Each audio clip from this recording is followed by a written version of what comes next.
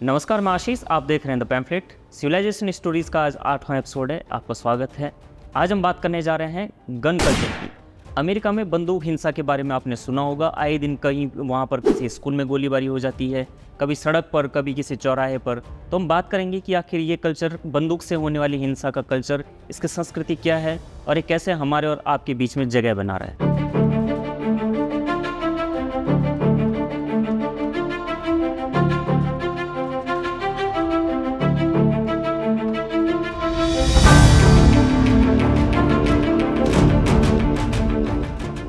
साल 1950 में हॉलीवुड में एक फिल्म आई थी जिसका नाम था गन क्रेजी।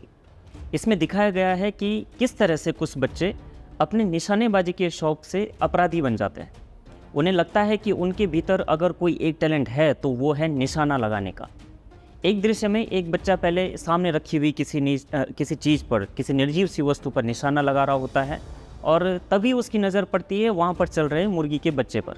ये फिल्म की हम बात कर रहे हैं। और उसके मन में एक उत्कंठा जागती है कि क्यों ना वो उस मुर्गी के बच्चे को निशाना बनाए, और वो ऐसा करता भी है।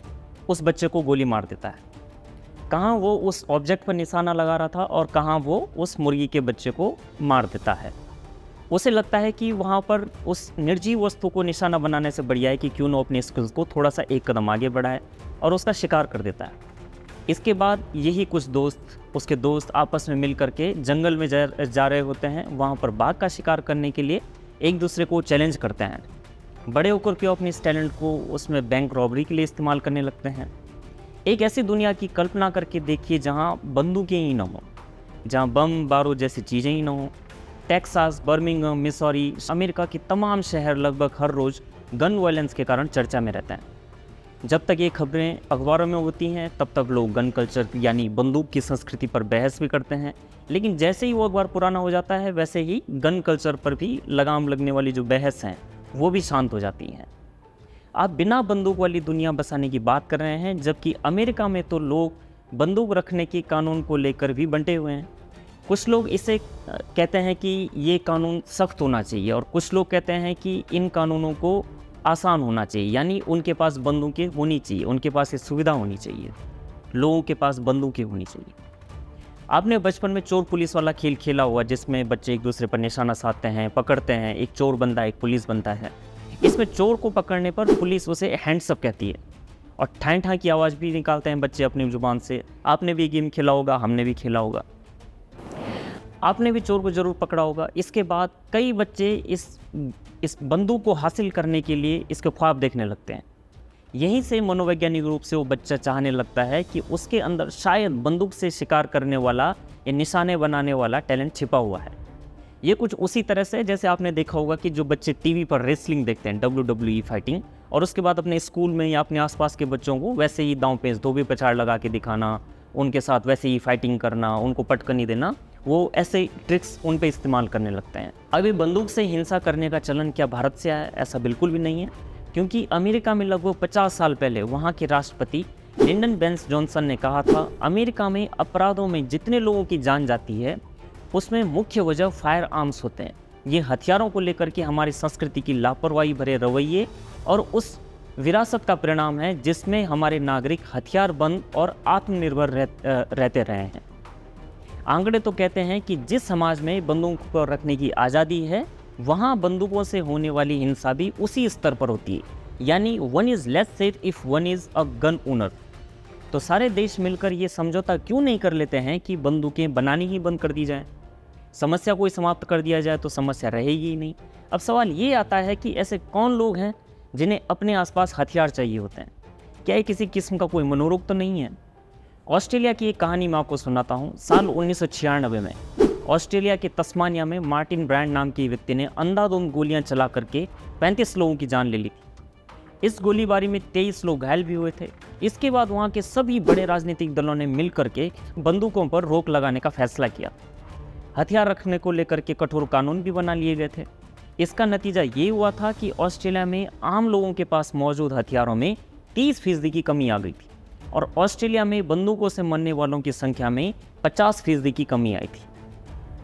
अमेरिका में जो बंदूकों का समर्थन करने वाली जो तगड़ी लॉबी है, इसका नाम है नेशनल राइफल्स एसोसिएशन।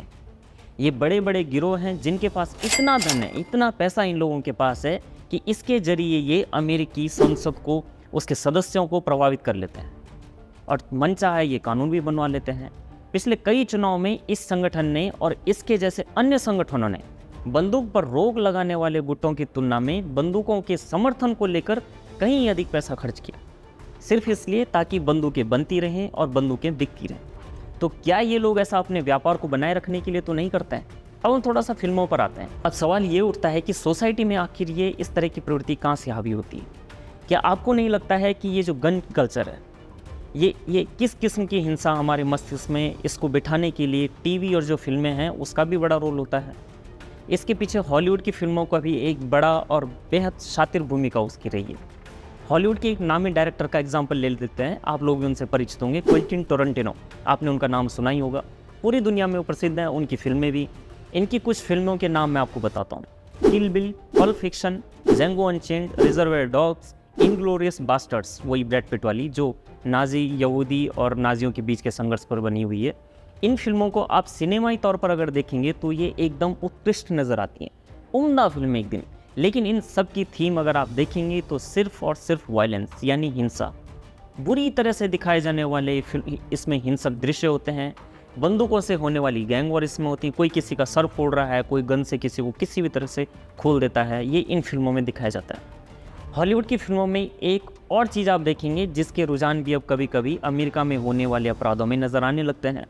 जैसे फिल्मों में ज़्यादातर किसी ब्लैक को यानी अश्वेत को ही गैंगस्टर दिखाया जाना या अपराधी दिखाई देना, यानी कोई ब्लैक ही होगा जो अपराधी होगा, जो किसी बैंक को लूट रहा होगा, जो मर्डर कर रहा होगा, जो अपराधी है। ये कुछ उस थ्योरी की मैं आपको याद दिलाता हूँ, ये उससे मेल खाता है जो अमेरिका ने एक बार दी थी अश्वेतों के खिलाफ। इसका नाम था सुपर प्रेडेटर थ्योरी, यानी ब्लैक्स को पैदाइशी अपराधी बता देना। अब जब फिल्मों में इन चरित्रों को इस तरह से हिंसक दिखाया जाएगा तो रोज़ाना की ज़िंदगी में सोचिए कि लोग खुद ही इन्हें संदेह या नफ़रत की नज़र से देखना शुरू कर देंगे। ब्लैक्स को अगर आप रोज़ इसी तरह से आपकी सिनेमा में, आपके टीवी में इसी तरह से दिखने लगेंगे, तो अगर आपके आसपास मेट्रो में, किसी पार्क में खड़े भी हैं, तो आपको लगने लगेगा कि हाँ शायद ये ऐसा है। यहाँ पे बॉलीवुड की फिल्मों से मैं तुलना करूँ तो जैसे कई बार पुजारियों को दिखा दिया जाता है, सवर्णों को दिखा दिया जाता है कि ये लोग व्यभिचारी होते हैं, ऐसा ही ब्लैक्स के खिलाफ आप इस चीज़ को मिलान करके आप देख सकते हैं। बॉलीवुड की बात आई, बॉलीवुड ने हॉलीवुड से क्या सीखा है? यहाँ आप लोगों ने सिनेमा के बदलते ट्रेंड को देखा होगा। बॉलीवुड में, हिंदुस्तान में, भारत में हिंसक दृश्य और भड़काऊ संवाद वाली फिल्मों का या वेब सीरीज़ का चलन यहाँ पे भी जोर पकड़ने लगा है। इसमें एक निर्माता निर्देशक हैं अनुराग कश्यप, उन्हीं की कोई सी भी आप फिल्म उठा लीजिए, इन्हें हॉलीवुड की हिंसक फिल्मों की सस्ती नकल भी कहा जा सकता है। जैसे कोई काउबॉय, वहाँ पर काउबॉयज़ दिखाए जाते हैं, उन पर आधारित फिल्में होती हैं जो एक दूसरे से लड़ते रहते हैं, उनका जीवन हिंसक है और उनके संवाद भी फूहड़ हैं या फिर अश्लील हैं या फिर बेहद हिंसक हैं।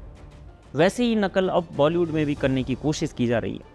और आपको नहीं लगता है कि इन चीज़ों से आजकल हम सभी प्रभावित हो रहे हैं? हमारे संवाद में ये सीरियल्स के जो भद्दे संवाद हैं वो मीम्स के थ्रू हमारे आम जनजीवन में घुस चुके हैं। हिंसा के नए नए तरीके अब लोग प्रयोग कर रहे हैं। आपको मैं श्रद्धा वॉकर मर्डर केस की याद दिलाता हूँ। आरोपित ने खुद स्वीकार किया था कि उसने हॉलीवुड की फिल्म डेक्स्टर देख करके वो हत्या प्लान की थी। श्रद्धा मर्डर केस, अगर आपको याद होगा, कुछ ही महीनों पहले की मैं बात कर रहा हूँ। अब आप एक नारा सुनिए, इस हिंसक आइडियोलॉजी को आप वामपंथियों के उस नारे से कंपेयर करके देखिए जिसमें वो कहते हैं कि power grows out of the barrel of a gun, यानी ताकत हमेशा बंदूक की नली से गुजरती है। बोलने और सुनने में इसको महसूस करके देखिए कितने क्रांतिकारी विचार हैं। मतलब किसी भी युवा को, 15 से 20 और 25 साल की युवाओं को तो एकदम उनकी जीवन शैली पलट देने लायक बयान होते हैं।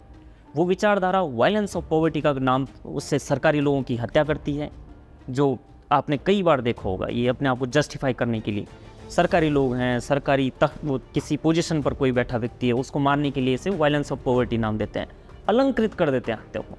इन्हीं नारों से प्रभावित होकर के कुछ यूजफुल इडियट्स दंगों को भी अंजाम देते हैं, जबकि वास्तविकता ये है कि ताकतवर लोगों और ताकतवर राष्ट्रों के पास कहानी कहने की कला होती है। वो हथियारों से अपने नैरेटिव को समाज पर थोप देते हैं। ऐसा ही हिंसा को लेकर के उनका तरीका है। समाज में हिंसा को किस तरह से प्लांट करना है वो बखूबी जानते हैं। इसका शिकार वो लोग बनते हैं जो खुद गरीब हैं, वंचित हैं और सर्वहारा से बहुत दूर नहीं हैं। अब अमेरिका में ब्लैक्स की अगर हम फिर से बात करते हैं, अगर ऐसा ना होता तो गन वायलेंस पर स्टडी कर रहे एक्सपर्ट डेक्स्टर वाइसिन ये न कहते कि अमेरिका में पूरे शहर में हिंसा नहीं होती है, बल्कि जो गरीबी वाले इलाके हैं ज़्यादातर हत्याएं वहीं पर होती हैं।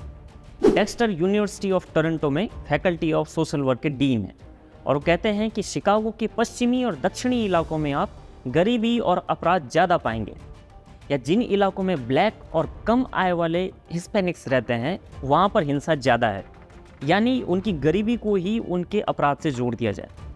गन वायलेंस आर्काइव्स के वेबसाइट के अगर हम ताज़ा डेटा देखें तो उनसे पता चलता है कि अमेरिका में साल 2013 से 10 जून 2023 तक बंदूक से हुई हिंसा में 18,772 मौतें हुई। इसमें आत्महत्या को जोड़ लीजिए, मास शूटिंग के केस जोड़ लीजिए, मास मर्डर, ये सभी इसमें शामिल हैं।